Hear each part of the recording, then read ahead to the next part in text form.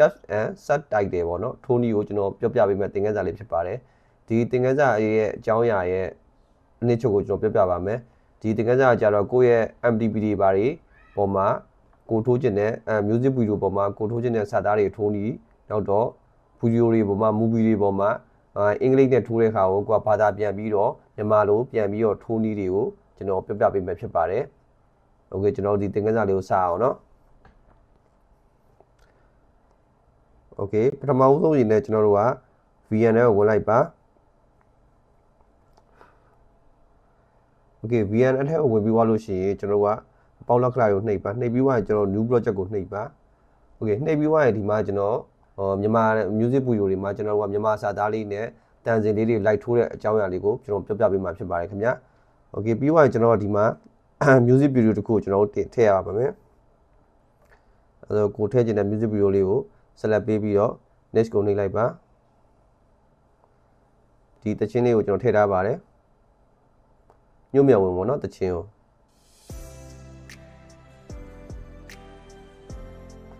ညွှန်မြန်ဝင်တခြင်းပေါ်မှာကျွန်တော်ကမြန်မာစာသားလေးနဲ့ကျွန်တော်တို့ဟိုစာသားထိုးနည်းကိုကျွန်တော်သင်ပေးမှဖြစ်ပါတယ်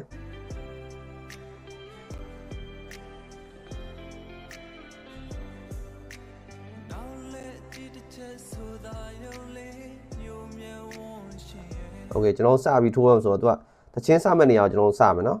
တချင်းစမဲ့နေရာကိုကျွန်တော်စပြီးတော့မှတ်ပါမယ်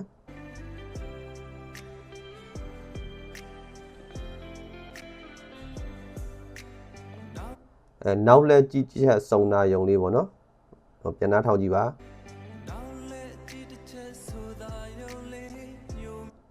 နောက်လက်ကြည့်တစ်ချက်ဆိုတာယုံလေးညှို့မြတ်ဝင်ရှင်โอเค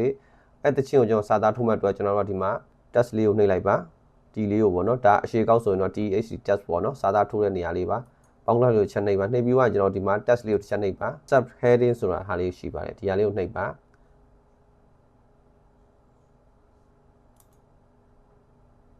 โอเคနှိပ်ပြီးလို့ရှိရင်ကျွန်တော်ဒီမှာစာသားလေးဒီမှာကိုစပြီးတော့မြန်မာလိုစာရိုက်လို့ရပါပြီအမှ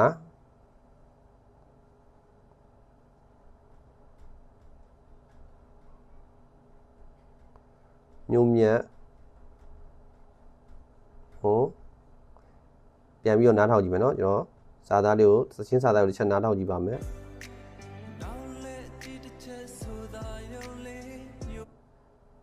โอเคနောက်လက်ကြည့်တစ်ချက်ဆိုတာယုံလေးအဲ့ဒါကိုကျွန်တော်ဒီမှာ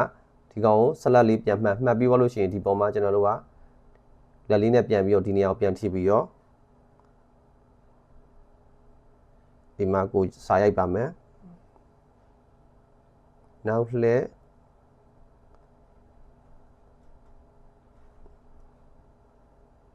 ကြည့်တစ်ချက်ဆိုတာယုံလေးโอเคစာရပြီးွားရင်စာသားဒီဘောင်းလေးမှာကြော်သွားလို့ရှိရင်ကျွန်တော်ကစကေးပြန်သိလို့ရပါတယ်လောဆယ်စကေးမသိခင်ကျွန်တော်တို့ကဒီမှာအမှန်ချင်းလေးတစ်ချက်နှိပ်လိုက်ပါโอเคအမှန်ချင်းလေးနှိပ်ပြီးွားဒီလက်လေးနဲ့ကျွန်တော်ဒီမှာယူပြီးတော့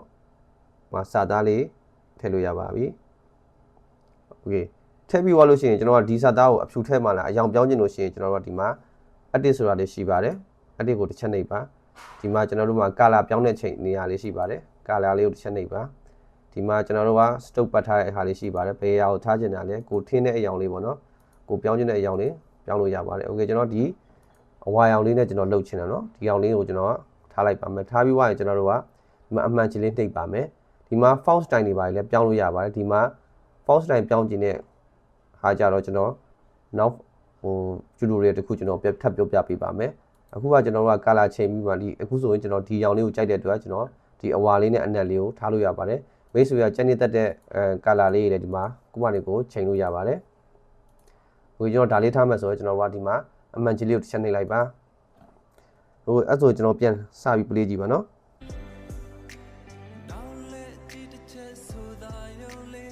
โอเคနောက်လက်ကြည့်ချက်ဆိုတာယုံလေးဆိုပြီးတော့အမှတစ်ချက်ဖြတ်မှတ်တော့ကျွန်တော်ကဒီမှာကိုဆက်လက်လေးပေးပြီးတော့ဒါလေးကိုဆွဲလိုက်ပါပြန်ပြီးတော့ play ကြည့်ပါနော်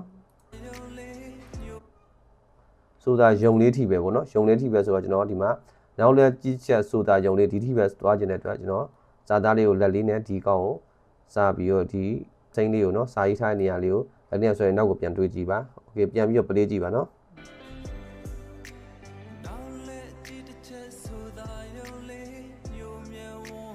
โอเคနောက်တစ်ကြောင်းထိုးခြင်းတဲ့အတွက်ကျွန်တော်တို့ကဒီကောက်ကိုဆက်လက်မှတ်ပြီးတော့ကျွန်တော်နောက်တစ်ကြောင်းထိုးခြင်းတဲ့အတွက်ကျွန်တော်တို့ကဒီမှာ copy လုပ်လို့ရပါတယ်ဒီမှာ copy လုပ်ဖို့အတွက်ကျွန်တော်တို့ကဒီမှာ duplicate ဆိုတာတွေချက်ရှိပါတယ်ကောက်တစ်ချက်နှိပ်လိုက်ပါဒါဆိုရင်ကျွန်တော်တို့ကစာသားလေးနောက်တစ်လုံးဒီကောက်ကို copy ကူးတဲ့စာသားပေါ့နော်အဲ့စာသားကလည်းကျွန်တော်ပြန်ပြင်ရမှာပါဒီအရှိကနောက်လက်တစ်ချီချက်စာသားကိုပဲဒီအနောက်မှာ copy ယူထားပါโอเคအဲ့ပြီးသွားရင်ကျွန်တော်ဒီအနောက်က copy ကုနောက်ကနော် duplicate လုပ်တဲ့နေရာလေးကိုဆက်လက်ပေးပြီးတော့ကျွန်တော်တို့က edit ကိုနှိပ်လိုက်ပါဒီမှာ edit နှိပ်ပြီးသွားရင်ကျွန်တော်တို့မှာစာသားကိုပြင်ပါမယ်ဒီနေရာမှာပြန်ပြင်ပါမယ်ညမြဝန်းရှင်ရဲ့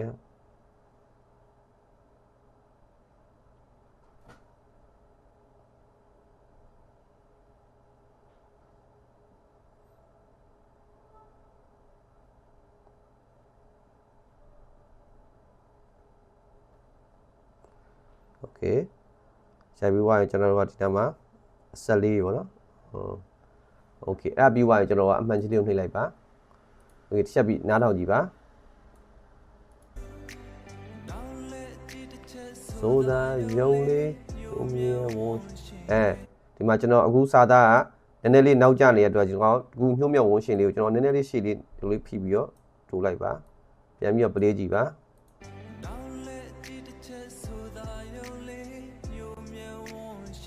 နည်းနည်းလေးနောက်ကျနေသေးတယ်เนาะနောက်ကျနေတော့ကျွန်တော်ထပ်ပြီးတော့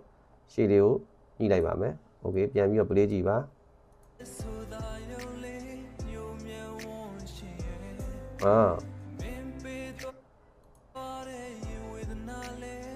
မင်းပေးသားတဲ့ရင်ဝေဒနာလေးပေါ့နော်โอเคအဲ့ဆိုရင်ကျွန်တော်ခုနကလိုပဲဒီညမြဝန်းရှင်ကို duplicate နှိပ်ပါမယ်โอเคနှိပ်ပြီးတော့ကျွန်တော်တို့ကအနောက်ကိုဆွဲလိုက်ပါမယ်ဆွဲပြီးတော့ကျွန်တော်ကစာသားကိုပြန်နှားထောင်ကြည့်ပါနော်တခြင်းလေးကိုပြန်နှားထောင်ကြည့်ပါမင်းပေးသွားတဲ့ရင်ဝေဒနာဆိုတော့ကျွန်တော်ဒီနားမှာမင်းပေးသွားတဲ့ရင်ဝေဒနာစမှတ်တော့ကျွန်တော်ညမြဝန်းရှင်ကိုဒီကောင်ဆွဲပြီးတော့နောက်စာသားထိုးဖို့ဒီကောင်ကိုကတ်လိုက်ပါโอเคအဲ့ပြီးသွားရင်ကျွန်တော်တို့က edit ကိုနှိပ်ပါမယ် edit ကိုနှိပ်ပြီးတော့ကျွန်တော်ဒီမှာစာသားထိုးပါမယ်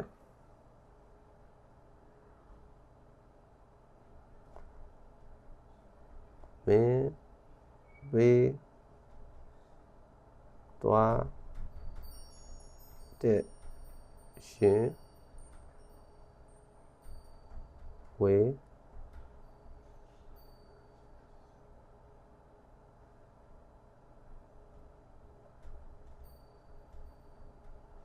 နာလေโอเคဆက်လေးတွေကိုပြန်ဖြုတ်မှအတွက်ဒီလေးဆက်လေးကိုပြန်ဖြုတ်လိုက်ပါโอเคပြီးသွားရင်ကျွန်တော်ကအမှန်ချလေးချက်နှိပ်ပါပြန်ပြီးတော့ play ကြည့်ပါနော်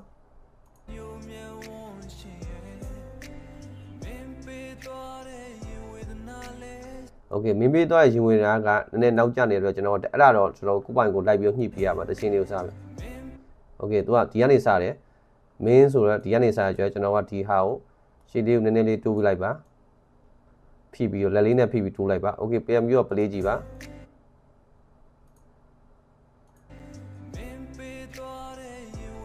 နည်းနည်းလေးနောက်ကျနေတယ်เนาะနောက်ကျနေတော့ကျွန်တော်ဒီကောင်လက်လေးနဲ့ဖိပြီးတော့ရှင်းအောင်တိုးပါပြန် play ကြည့်ပါမယ်โอเค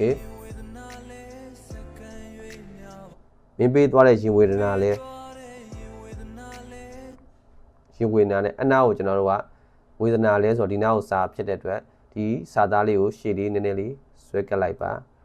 โอเคပြီးသွားရင်နောက်စာသားတစ်ချောင်းထပ်တိုးပါမယ်နောက်စာသားတစ်ချောင်းထပ်တိုးမှတော့ကျွန်တော်တို့ကတချင်းကိုထပ်နားတော့မှာမင်းပေးသွားတဲ့ရင်ဝေဒနာလဲတော့ဒါလေးနည်းနည်းထောင်ကြည့်မယ်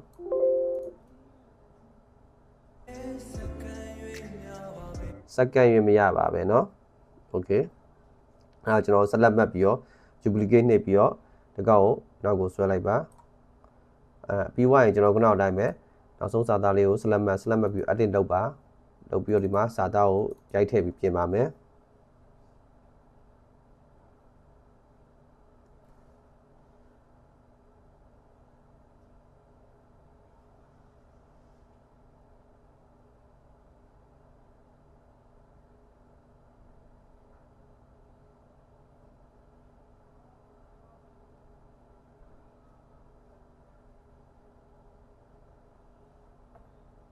okay အဲ့ပြီးသွားရင်ကျွန်တော်ကအမှန်ကြီးလေးကိုနှိပ်လိုက်ပါကျွန်တော်ပြန်ပြီးတော့ play ကြည့်ပါ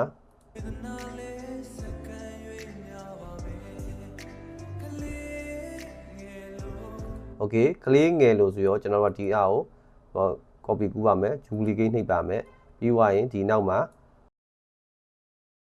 ဒီကောင်လေးကိုဆွဲပြီးတော့ကျွန်တော်ကစာသားရိုက်ပဲထွက်ကျွန်တော်က edit ကိုနှိပ်ပါကလေးငယ်လို့ရေးပါမယ်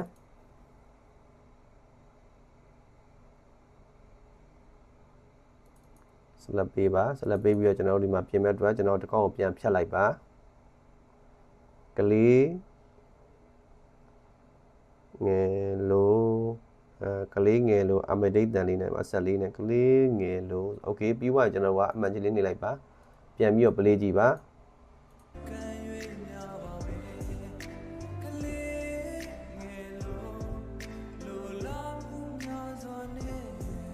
ကလေးငယ်လို့လိုလားမှုများစွာနဲ့ရဲ့ okay အဲ့တော့ကလေးငယ်ကိုကျွန်တော်ဆက်လက်မှတ်ပြီးတော့ကျွန်တော်က copy ပွားပါအောင်เนาะ duplicate လုပ်လိုက်ပါမယ်လိုလားမှုများစွာနဲ့ကိုကျွန်တော်ကရေးမဲ့အတွက်ကျွန်တော်တို့က edit ကိုနှိပ်ပါနှိပ်ပြီးတော့ကျွန်တော်စာသားပြန်ရိုက်ပါမယ်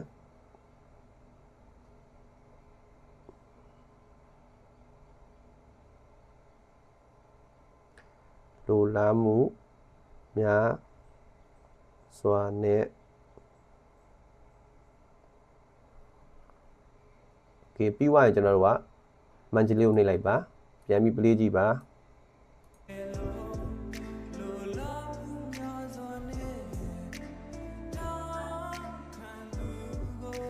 တောင်းခံသူကို okay တောင်းခံသူကိုစာသားရေးဖို့အတွက်ကျွန်တော်လိုလားမှုများစွာကိုကျွန်တော်ဆက်လက်မှတ်မယ်duplicate လုပ်မယ်နောက်ကိုဆွဲမယ်ဆွဲပြီးတော့ဘာစာသားထုံးလဲဆိုပြန်နှားထောင်ကြည့်မယ်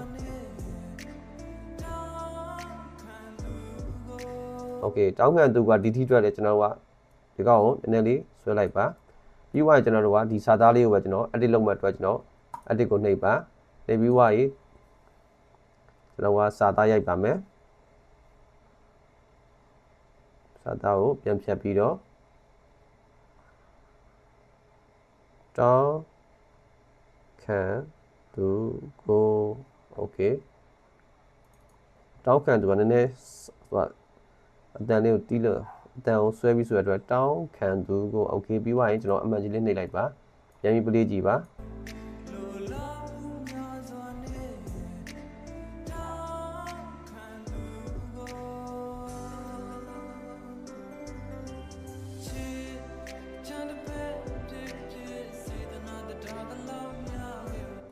โอเคအဲ့ဒါကိုကျွန်တော်ပြန်ပြီးတော့အစနဲ့ပြန် play ကြည့်ပါเนาะကျွန်တော်ကဒါတပုတ်လုံးလုံးလိုက်ရင် duration ချီသွားမှာမဟုတ်တော့ကျွန်တော်မိတ်ဆွေတို့ကကျွန်တော်ပြောတဲ့အတိုင်းလေးကိုတစ်ဆင့်ချင်းစီကိုလုပ်ကြည့်ပါတပုတ်ချင်းကိုအဆင်ပြေပြေနဲ့လုပ်လို့ရပါတယ်ဟိုပြန်ပြီးတော့ play ကြည့်ပါเนาะ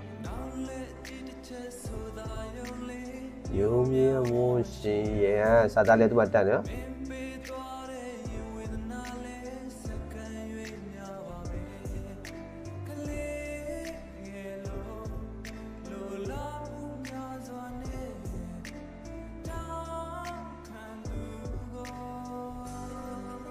โอเคဒါကတော့ကျွန်တော်တို့ကဆက်တိုက်တဲ့ထိုးနည်းဖြစ်ပါတယ်ဒီဆက်တိုက်တဲ့ထိုးနည်းကဒီလို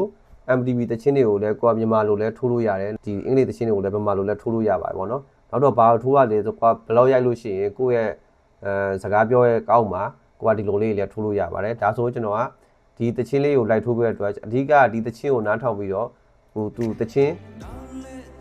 ဖြတ်တဲ့နေရာလေးမှာကိုယ်စာသားလေးလိုက်ဖြတ်ပေးရုံပါပဲโอเคဒါကကျွန်တော်ဒီဆက်တိုက်တဲ့ထိုးတဲ့သင်ခန်းစာလေးပဲဖြစ်ပါတယ်ဒီဆက်တိုက်တဲ့ထိုးတာကျွန်တော်တို့ effect တွေပါထည့်ပြီးထိုးတဲ့အခါကိုကျွန်တော်